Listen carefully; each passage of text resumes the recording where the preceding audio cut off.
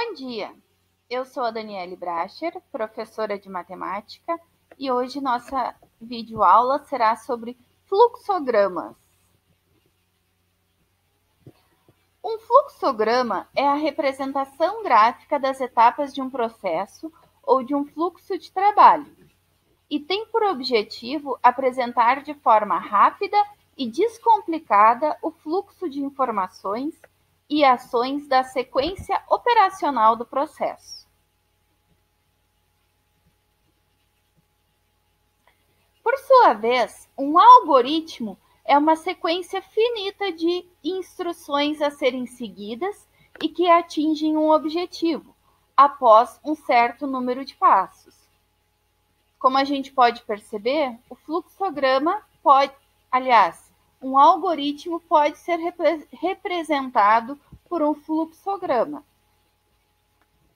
Um exemplo da matemática seria a sequência de passos para a resolução de um problema, que é considerado um algoritmo e que, por sua vez, pode ser representado por um fluxograma.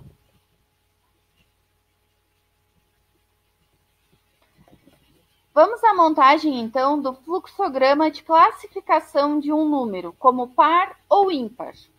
Então, temos o início. A partir daí, a ação de ler o número e analisar a casa das unidades. Então, a pergunta: esse número termina em 0, 2, 4, 6 ou 8? Não, então é classificado como número ímpar. Sim, então é classificado como número par.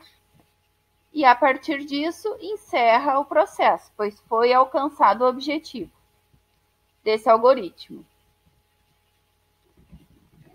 Nesse segundo exemplo, a gente tem o algoritmo de um processo de seleção de mangas. É um sítio que tem uma plantação de mangas, as mangas foram colhidas, depois cada uma dessas mangas é pesada e aí é aplicado esse algoritmo para verificar se a manga vai para exportação ou se ela vai para a indústria de sucos. Então, começamos ali pela seleção das mangas. Aí a primeira pergunta é: a fruta tem mais de 250 gramas? Não, então ela vai para a indústria de sucos. Sim, ela tem mais. Então cabe outra pergunta: a fruta tem menos de 750 gramas?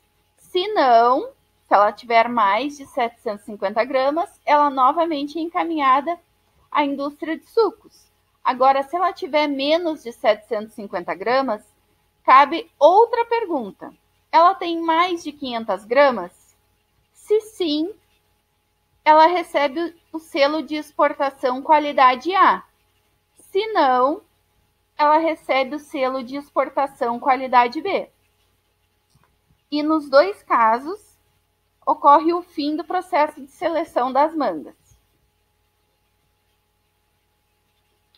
Bom, na hora de montar um fluxograma, a gente precisa saber que as figuras que a gente vai colocar nesse fluxograma têm a ver com o que a gente está representando. Por exemplo, a elipse vai indicar o início ou o término de etapas, enquanto o retângulo indica uma ação a ser realizada e o losango indica uma decisão a ser tomada. Então, normalmente nos losangos vão ser escritas perguntas. E a seta vai indicar o sentido da sequência de etapas. Fica como tarefa para vocês juntar a família e elaborar um fluxograma de algum processo.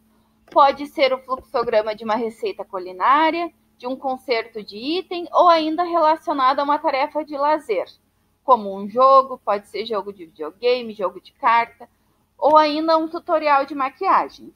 Sejam criativos e coloquem as mãos na massa.